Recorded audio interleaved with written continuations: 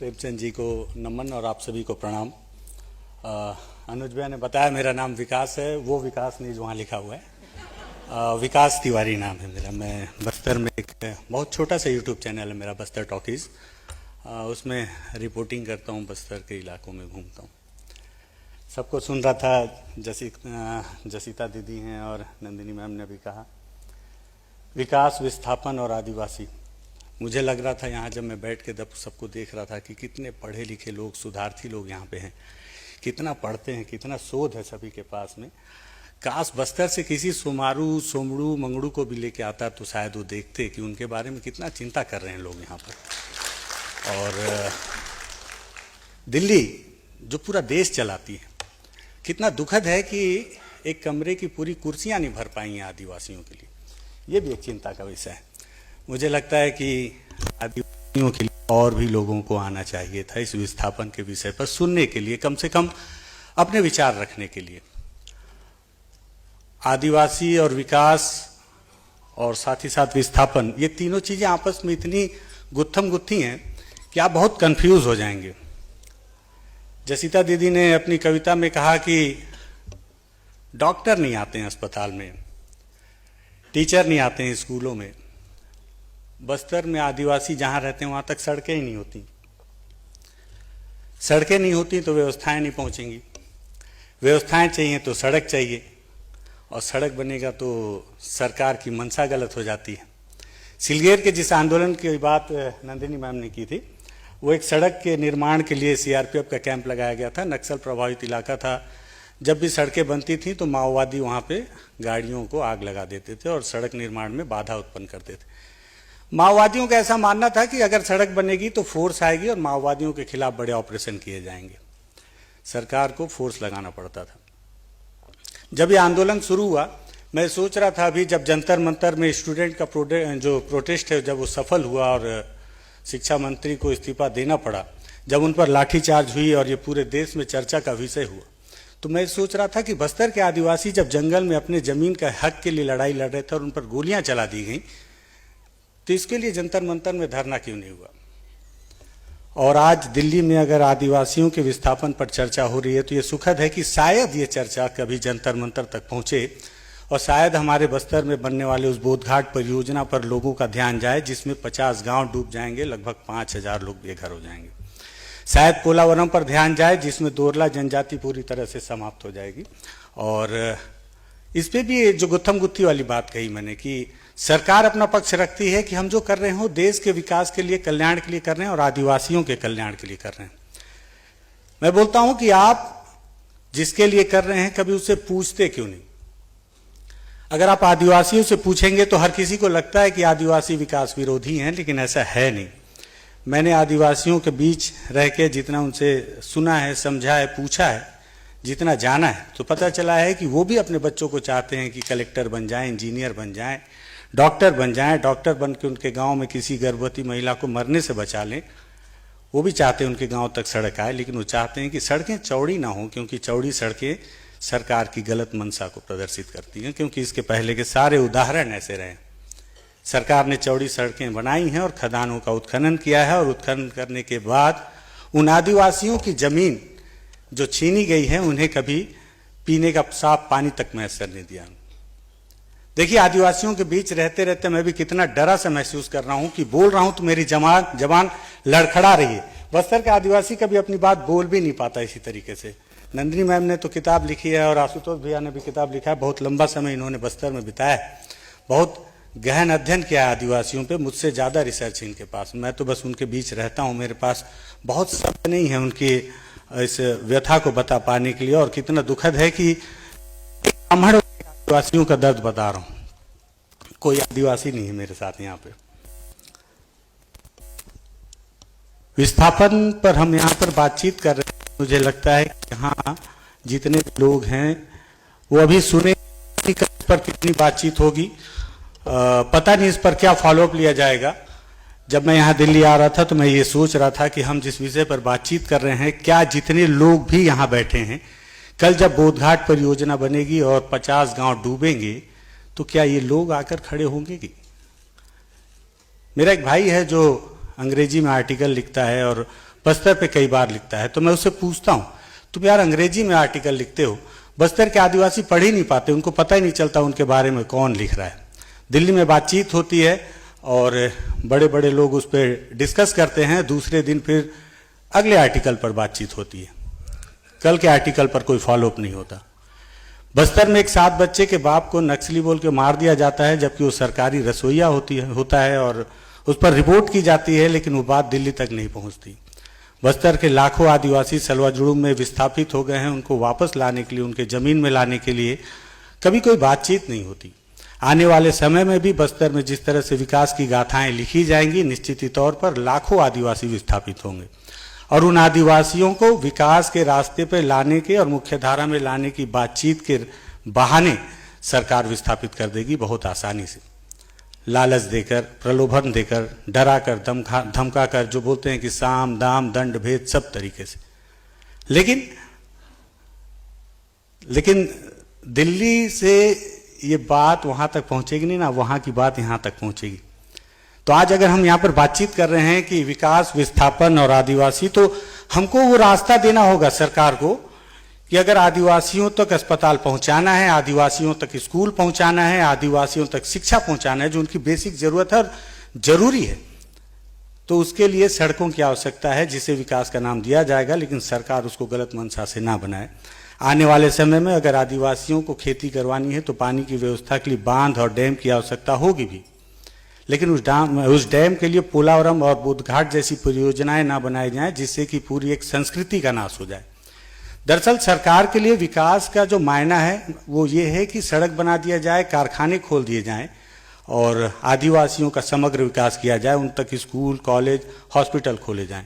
लेकिन जिस तरीके से सरकार विकास करती है, मुझे लगता है कि सरकार के इस विकास से आदिवासियों का सिर्फ विकास नहीं, जो उनकी संस्कृति का विनाश होता है, जो उनके धरोहरों का विनाश होता है, उस पर कभी बातचीत नहीं होती।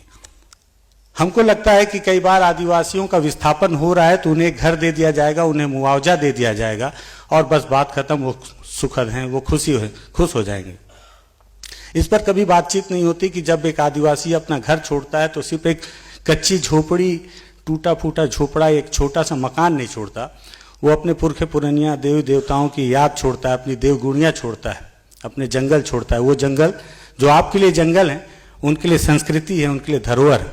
एक बुजुर्ग से मैंने पूछा था कि दादा अगर मान लो जमीन छोड़नी पड़े तो आपको कैसा लगेगा? तो उसने मुझे सामने वाले पहाड़ को दिखाकर पूछा था, उस पहाड़ को देख रहे हो, क्या है उस पहाड़ में? मैंने कहा उस पहाड़ में लोहा है। उसने कहा नहीं, उस पहाड़ में हमारा देवता है। उसने कहा बस देखने का फर्क है, आपको लोहा दिखता है, हमको देवता दिखता है। जब आप हमको हटाएंगे तो आपको लगता है कि आप हमें समृद्ध कर रहे हैं, लेकिन आप हमारी संस्कृति का नाश कर रहे हैं।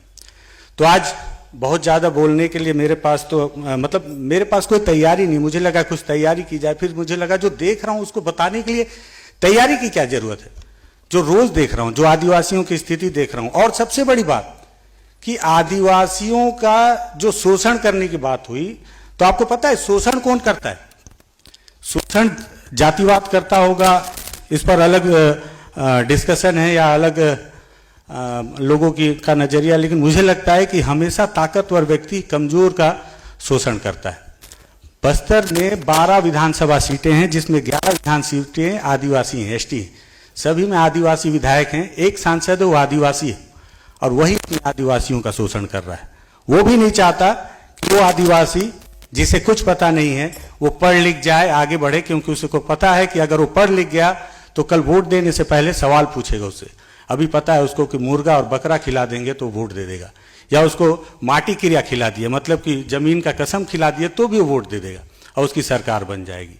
तो वो 11 विधायक भी आदिवासी हैं जो उनका शोषण कर रहे हैं। उनको पता है कि उन आदिवासियों के साथ क्या हो रहा है, उनको पता है कि वो जो आदिवासी जो मारा गया है वो नक्सली नहीं था, लेकिन वो फिर भी सरकार के साथ खड़े हैं, क्योंकि सरकार के खिलाफ अगर विधायक जाएगा तो शायद अगली बार उसको टिकट ना मिले। हर किसी का अपना लालच है।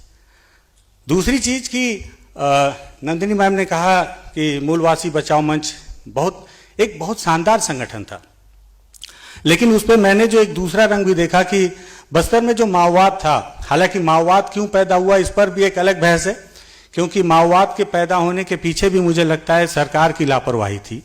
क्योंकि जो माओवादी 80 के दशक में दंडकारण्य के जंगल में आए, वो रायपुर क्यों नहीं चले गए सीधे, दंडकारण्य क्यों आए? कारण ये है कि दंडकारण्य और बस्तर को अनाथ छोड़ दिया गया था। वहाँ के लोगों को केवल गिनतियों में गिना जाता था, वो भी कभी कभी वोट के लिए 5 साल में एक बार।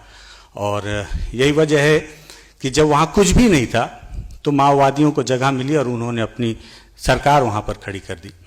लेकिन माओवादियों ने भी बस्तर के आदिवासियों को भरपूर लूटा, भरपूर मूर्ख बनाया, मुझे ऐसा लगता है। मूलवासी बचाओ मंच निश्चित ही तौर पर पढ़े लिखे बस्तर के आदिवासी युवाओं का मंच था, लेकिन उसी सिलगेर के आंदोलन में मैम मैंने अपनी आंखों से देखा है माओवादी लीडरों को, उनको पीछे से ब्रीफ करते हुए मैंने देखा है। कोंटा के विधायक, छत्तीसगढ़ के कांग्रेस के सरकार में आबकारी मंत्री कवासी लखमा ने तो मेरा नामकरण कर दिया था कि ये आबकारी वाला, ये सिलगेर वाला पत्रकार है, क्योंकि मैं हमेशा सिलगेर में ही रहता था। अधिकतर मैं कई बार 3-3, 4-4 दिन वहीं जाकर पड़ा रहता था उनके आंदोलन के बीच में। लेकिन उस मूलवासी बचाओ मंच के पीछे भी माओवादियों ने उनको, हाँ, लेकिन माओवादियों की मंशा यही थी।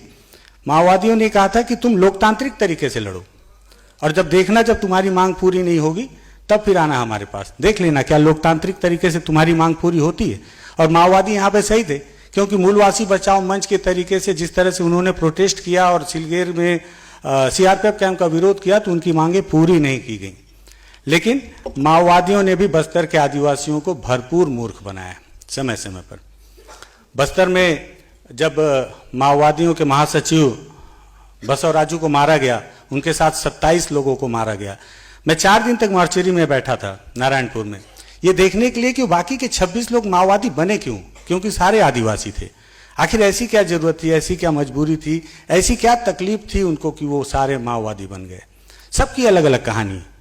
एक लड़की मारी गई थी उसमें, एक महिला कैडर, उसके घर वालों ने बताया कि उसके घर में 4 बच्चे थे, 4 बच्चे थे और ठीक ठाक जमीन थी, अबूझ माड़ के बहुत अंदर में उनकी जमीन जायदाद और घर थे। तो माओवादी उनको लगातार प्रेशर देते थे कि घर से एक बच्चा चाहिए हमको, घर से एक बच्चा चाहिए। जब लगातार ये दबाव दिया जाने लगा तो तीसरे नंबर की बेटी आखिर में थक कर हार गई और उसने अपने माँ बाप से कहा कि इतना जमीन और खेत बाड़ी छोड़कर कहाँ जाएंगे, कहाँ कुली मजदूरी करेंगे। एक काम करती हूँ, मैं संगठन में चली जाती हूँ, आप लोग आराम से कम खेती बाड़ी कर लीजिएगा। वो बच्ची संगठन में चली गई, उसकी कोई जल जंगल जमीन की लड़ाई नहीं थी, मजबूरी थी कि संगठन में अगर नहीं जाएगी तो परिवार नहीं बचेगा। 2 साल के बाद बसवराजू के साथ वो मुठभेड़ में मारी गई। पूरा देश उसको गद्दार बोल रहा था कि माओवादी, लेकिन किसी ने ये जानने की जहमत नहीं उठाई कि अगर सरकार उसको सुरक्षा की भावना पैदा करती कि तुम माओवादियों का विरोध करो, हम तुमको मरने नहीं देंगे, तो शायद माओवादी नहीं बनती। बस्तर में लगातार पैदल घूमते घूमते घूमते मेरे जहन में एक बात समझ में आई, हर किसी की कहानी सुनते सुनते, कि बस्तर में जंगल है, जंगल में पेड़, और पेड़ के हर पत्ते पे कहानी है, पर उस पर धूल जमी हुई है। आप धूल साफ करेंगे, कहानियां सामने आ जाएंगी। बोलने के लिए बहुत सारी कहानियां हैं, बहुत सारे अनुभव है। आज 4 साल 5 साल से, लगभग 2021 से पत्रकारिता में बहुत नया हूं मैं। पत्रकारिता के एथिक्स को बहुत नहीं जानता, पत्रकारिता में डेटा कैसे खंगाले जाते हैं नहीं जानता हूं मैं, किताबें नहीं पढ़ता हूं मैं। लेकिन नहीं पढ़ते पढ़ते एक बात समझ में आई कि आप किताब पढ़ रहे हैं, मैं किरदार पढ़ रहा हूं। आप बार बार पढ़ रहे हैं, मैं हर बार पढ़ रहा हूं। मैं हर बार नए लोगों को पढ़ता हूं, हर आदिवासी को पढ़ने की कोशिश करता हूं, हर आदिवासी की कहानी जानने की कोशिश करता हूं। तो उसको देखते देखते समझ में आ रहा है, और जो समझ में आ रहा है वो बता रहा हूं। और ये बता रहा हूं कि बस्तर में अभी और विस्थापन होंगे। उनके लिए जब सरकार कोई कानून लाएगी, सरकार को जो करना होगा वो कर लेगी, यही सत्य है, चाहे सरकार कोई भी हो। ये चीज मैंने हसदेव में भी देखी है। हसदेव में जंगल कट रहे थे, कांग्रेस की सरकार थी। जब मैं वहां रिपोर्ट करने पहुंचा हुआ था तो बहुत सारे आदिवासी आंदोलन में बैठे हुए थे। मैंने उनकी रिपोर्ट की और वापस लौटा। हालांकि जंगल कटने से बच तो नहीं पाए, कटे। सरकार बदली, बीजेपी की सरकार आई, तो मुझे लगा अभी नहीं जाऊंगा तो लोग ये ना बोलने लगे कि बीजेपी का आदमी है। मैं फिर से गया हसदेव में, तो आश्चर्य वाली बात थी कि कांग्रेस की सरकार में जो आदिवासी धरने पर बैठे थे उसमें से आधे आदिवासी अडानी का टी-शर्ट पहनकर मुझे रोक रहे थे रिपोर्टिंग करने से। बोल रहे थे कि क्या चाहते हो, हम जीवन भर लंगोट पहन के घूमें? क्या हमारा विकास नहीं होना चाहिए? क्या हमारे बच्चे कार में ना घूमें, अगर हमको मुआवजा मिल रहा है, हम आगे बढ़ना चाह रहे हैं, तो आपको तकलीफ हो रही है। आप बस्तर से दौड़कर चले आए हो विरोध करने, आप नहीं चाहते आदिवासियों को विकास हो। अब उनके दिमाग में किसने भरा नहीं पता, या उनके मन में लालच किसने भरा, क्या पैसे का लालच है नहीं पता। वहीं उन्हीं के बीच में कुछ आदिवासी ऐसे भी थे जिनसे मैंने बातचीत की कि दादा जब लाखों का मुआवजा मिल रहा है तो ले क्यों नहीं लेते हो। तो उसने कहा कि बाबू अगर 20 लाख रुपए भी मिलेंगे तो उसका एक टाइम ड्यूरेशन है, खत्म हो जाएगा। लेकिन ये जो हमारे पेड़ है ना, जो जहाँ से तेंदू के पत्ते आते हैं, जहाँ से महुआ हम बीनते हैं, ये हमारी आने वाली कई पीढ़ियाँ यहाँ से महुआ बीनेंगी, कई पीढ़ियाँ यहाँ से पत्ते तोड़ेंगे। हम अमीर ना बन पाएं, भूखे तो नहीं मरेंगे हम। ये जंगल हमको पालेगा, हमको पालेगा, हमारी पीढ़ी को पालेगा, हमारी 7 पुश्तों को पालेगा, इतना तो गारंटी है। लेकिन वो 20 लाख रुपए तो शायद हो सकता है मेरे से ही बर्बाद हो जाए। तो हर किसी की अलग कहानी है, विस्थापन पर अलग अलग बहस है, और मेरी कोई तैयारी नहीं है। जो मेरे समझ में आया लड़खड़ाती जबान से जो मैंने बोला उसके लिए माफ़ी चाहूँगा, और एक गुजारिश जरूर करूंगा कि दिल्ली में अगर हम आदिवासियों के विस्थापन पर जिक्र कर रहे हैं तो इस चर्चा को आज शाम को 7:30-8 बजे के बाद छोड़ ना दिया जाए, इसको उस दम तक खींचा जाए जैसे कि कॉकरोच का आंदोलन आखिरी तक चला। बस्तर के आदिवासी या पूरे देश के आदिवासी, क्योंकि मैं एक चीज देखता हूं कि पूरे देश में विकास जब भी होता है तो मरता आदिवासी है, विस्थापन आदिवासियों का ही होता है। शहरों का विस्थापन कभी नहीं होता, गांव का विस्थापन होता है, जंगल काटे जाते हैं, कंक्रीट के जंगल लगाए जाते हैं, लेकिन खड़ा कोई नहीं होता उनके लिए। तो जिस विषय पर हम बातचीत कर रहे हैं, चर्चा कर रहे हैं, तो इसको और आगे तक ले जाया जाए। मैं तो बहुत छोटा सा नुमाइंदा हूं इस कड़ी का, मेरी जब तक औकात रहेगी या स्थिति रहेगी मैं इस पर बोलता रहूंगा जहां तक आवाज जाएगी। लेकिन जितने लोग हैं अगर सारे बोलते रहेंगे तो मुझे लगता है कि मैं तो केवल बस्तर की बात कर रहा हूं, तो शायद वहां के आदिवासियों का विस्थापन ना हो पाए। अगर हो भी तो उनके लिए एक बेहतर भविष्य जो उनके हिसाब से चुना जाए वो संभव हो पाएगा। क्योंकि जंतर मंतर में जो फैसला आया तो उसने एक उम्मीद बंधाई है कि अगर आप पूरे दिल से अगर विरोध करेंगे लोकतंत्र के साथ में मिलकर तो निश्चित ही तौर पर शायद सफलता मिल पाए। बहुत सारी गलतियां की हैं मैंने बोलने में, मुझे पता है, और आप लोगों को लग भी रहा होगा। मैं सभी से माफ़ी मांगते हुए अपनी वाणी को विराम देता हूं। बहुत धन्यवाद।